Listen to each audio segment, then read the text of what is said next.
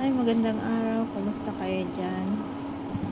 Ako ito magluluto na naman. Samahan niyo ako magluto ng miswang may patula o patulang may miswa.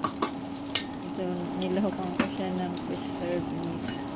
Ito yung usong-uso dito sa mga inchi. Yung maalat na karne. Ayan, iprito muna natin siya. Kailangan natin yung mantika niya. Side natin siya. Tapos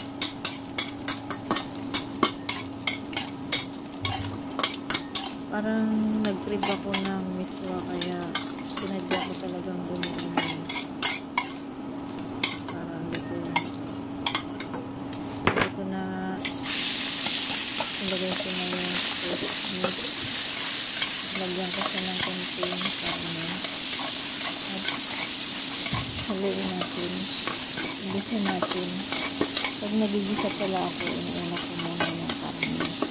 Lulutuin ko muna yung karne bago ko ilagay yung sibuyas at bawang.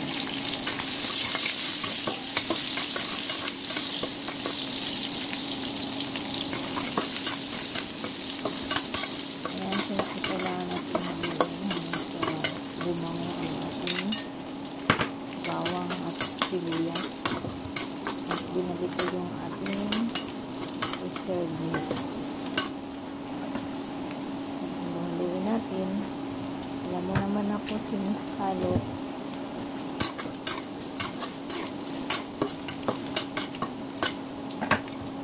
Ayan, hinalo ko. Nilagyan ko siya ng paminta. At nilagyan ko rin at sinunod ko na rin ang patulang 2 linggo sa ref. Buti na nga tagal ng buhay ng patulang. Ayan, lagyan ko siya ng patis at toyo. Ito yung aking panlasa.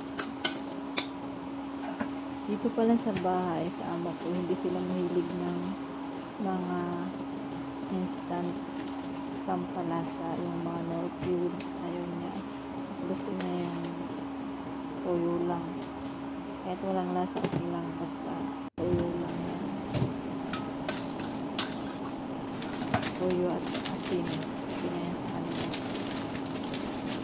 At syempre, nilagyan ko siya ng maraming tubig kasi gusto ko sabaw. Ayan, nilagay ko na yung miswa. Haluin natin para hindi siya buo-buo.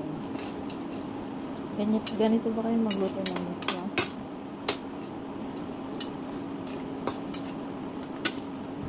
Ayan, napansin ko sa miswa, maalat na siya.